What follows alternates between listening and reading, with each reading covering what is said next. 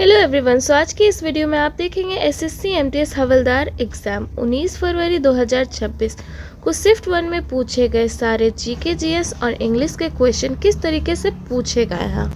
So first question में पूछा गया डिजिटल इंडिया अभियान की शुरुआत कब हुई है, जहां पे ये चार आपका ऑप्शन दिया गया था। तो डिजिटल इंडिया अभियान की शुरुआत 1 जुलाई 2015 को हुई है। तो ऑप्शन नंबर सी आपका करेक्ट आंसर होगा। नेक्स्ट क्वेश्चन में पूछा गया राष्ट्रीय ग्रीन हाइड्रोजन मिशन 2030 तक का लक्ष्य क्या है, जहां पे ये चार आपका ऑप्शन दिया गया था। तो राष्ट्रीय ग्रीन हाइड्रोजन मिशन 2030 तक का लक्ष्य है ग्रीन हाइड्रोजन का 5 मिलियन मैट्रिक टन उत्पादन करना।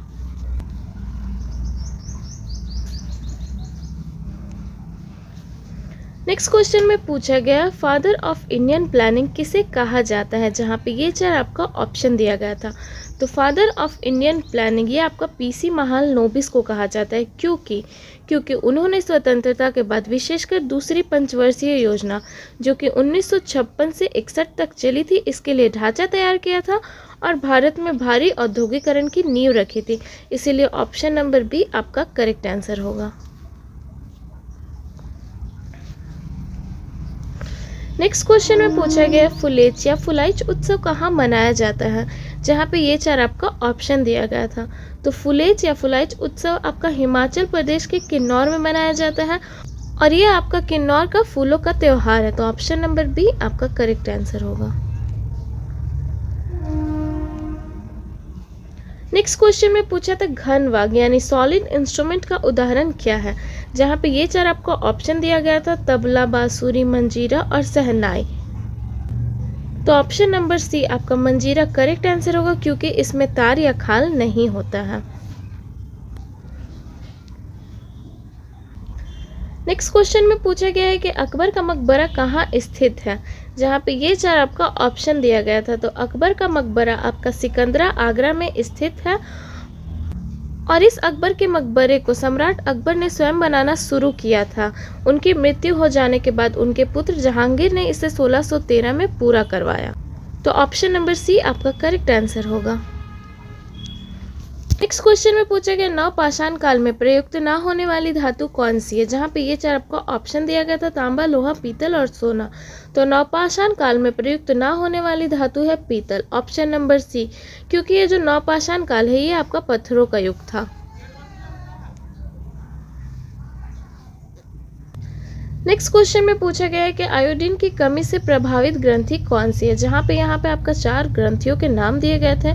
तो आयोडीन की कमी से प्रभावित होने वाली ग्रंथि है आपका थायराइड ग्रंथि, यानी ऑप्शन नंबर सी आपका करेक्ट आंसर होगा। लेकिन अगर यहाँ पे पूछा जाए कि आयोडीन की कमी से होने वाला रोग कौन सा है, तो ये आपका होगा घेंघा रोग।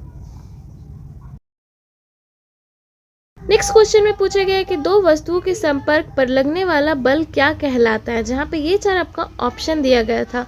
तो दो वस्तुओं के संपर्क पर लगने वाले बल को संपर्क बल कहते हैं, इसे इंग्लिश में कॉन्टैक्ट फोर्स कहते हैं। इसलिए ऑप्शन नंबर सी आपका करेक्ट आंसर होगा।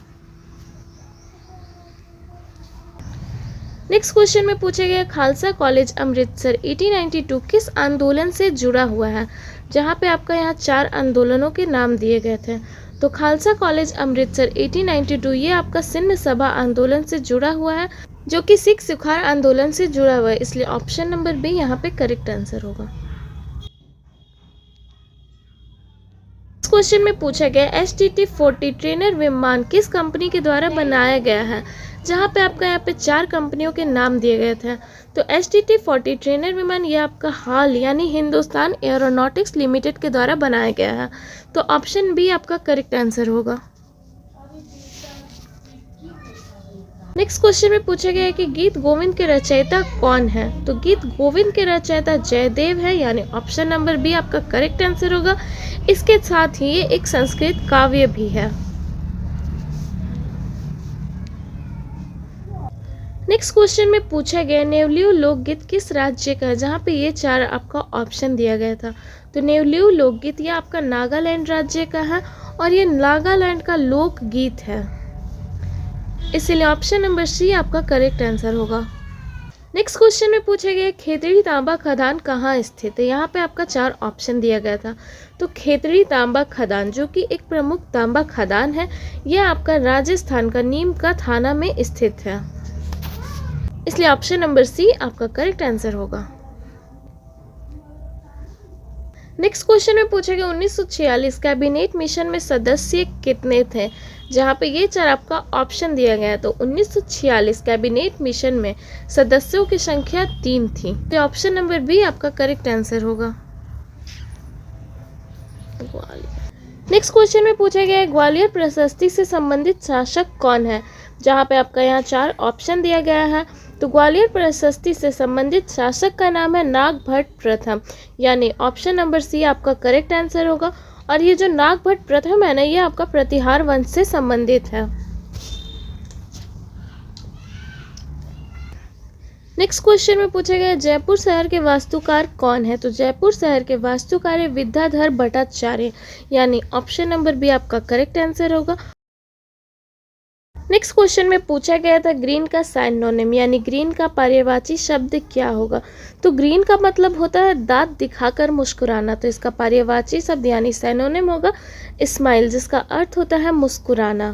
ग्रीन और स्माइल दोनों का अर्थ मुस्कुराना होता है, इसलिए स्माइल सही आंसर है। नेक्स्ट क्वेश्चन में फॉरबिडन का एंटोनिम पूछा गया था, यानी फॉरबिडन का विलोम शब्द क्या होता है। जिसमें फॉरबिडन का अर्थ होता है मना किया हुआ, तो इसका एंटोनिम होगा अलाउड, जिसका अर्थ होता है अनुमति दिया हुआ। नेक्स्ट क्वेश्चन में पूछा था कॉम्पिटिटर का करेक्ट स्पेलिंग। तो कॉम्पिटिटर का अर्थ होता है प्रतियोगी या प्रतिस्पर्धी, इसका करेक्ट स्पेलिंग होगा COMPETITOR।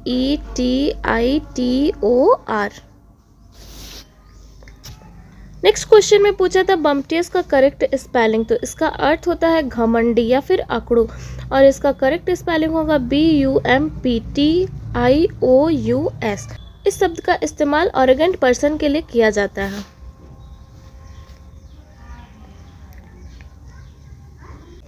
नेक्स्ट क्वेश्चन में पूछा था प्रिविलेज का करेक्ट स्पेलिंग। तो प्रिविलेज का अर्थ होता है विशेष अधिकार, और इसका करेक्ट स्पेलिंग होगा PRIVILEGE।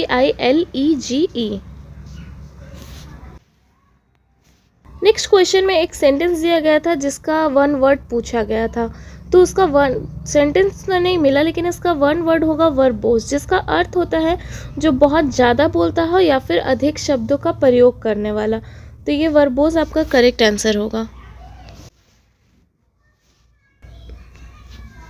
नेक्स्ट क्वेश्चन में पूछा था अमेजिंग का एंटोनिम यानी अमेजिंग का विलोम शब्द। तो अमेजिंग का अर्थ होता है बहुत शानदार होना, तो इसका एंटोनिम होगा बोरिंग, जिसका अर्थ होता है उबाऊ। तो अमेजिंग का उल्टा बोरिंग होगा, और ये इसका करेक्ट आंसर होगा। 19 फरवरी के फर्स्ट शिफ्ट में यही सारे क्वेश्चन पूछे गए थे, जो कि कुछ इस प्रकार है।